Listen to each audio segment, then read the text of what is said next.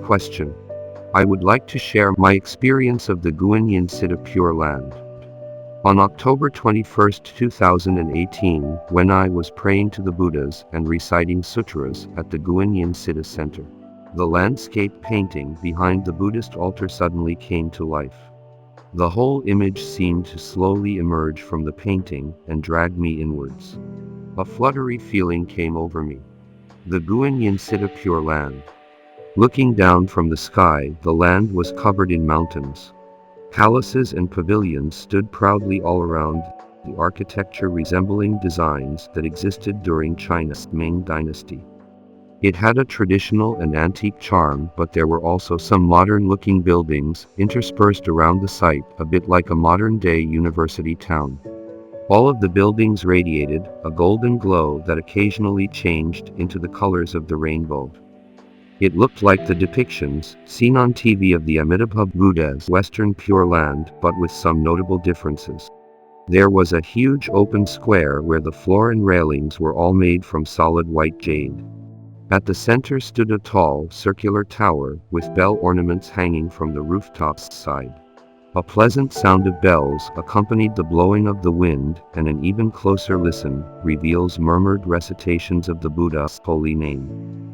Soon after, the voice begins to alternatively morph into that of the Master Jun Hong Lu, while bodhisattvas quietly recite sutras, and Master Lu's words of wisdom in the background.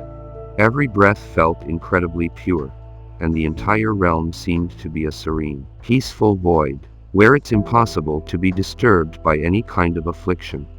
It was the Guan Citta Pure Land where practitioners of Guan Citta Dharma Door, who have attained fruition, will be taken to chant Buddha's holy names, recite sutras and listen to the Dharma. When looking down from the sky, the Pure Land was truly enormous. Bodhisattvas approached a pool not far from the empty space, and inside were dozens of divine lotuses, blooming luxuriantly, some already as big as the wheels of a cart. They all belonged to bodhisattvas who diligently cultivate and perform meritorious deeds in the human realm. Although they have not yet attained nirvana, their divine lotus is already in heaven. Some have bloomed luxuriantly, while others are still budding, all in different colors. On closer inspection, the floral scents from the divine lotuses were incredibly fragrant, something I could not find any words to describe. The bodhisattvas were reciting Buddha's names and observing the scenery of the land around the empty space. When a bodhisattva loses focus slightly and can no longer focus on reciting, the bells ring to remind them to lower their heads and recite sutras in a renewed and immersive state of concentration. In one building, a bodhisattva gave a Dharma talk to heavenly children, who puts their palms together to pay respect.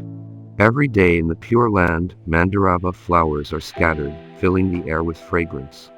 The bodhisattvas in this aromatic place chant, recite and listen to the Dharma. Here, all the bodhisattvas possess supernormal powers, such as the ability to create a divine lotus beneath their feet to carry them wherever they desire to venture. Master Jun Hong Lu's reply. Are we able to go wherever we desire just like that? Our thoughts behave like the way bodhisattvas travel.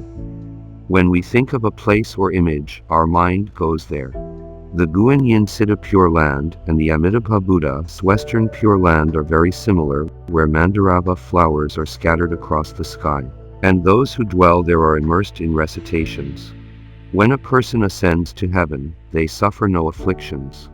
They have cultivated their minds and nurtured their natures every day, reciting sutras, bowing and paying respect to Buddhas and bodhisattvas, and going wherever they please on their divine lotuses.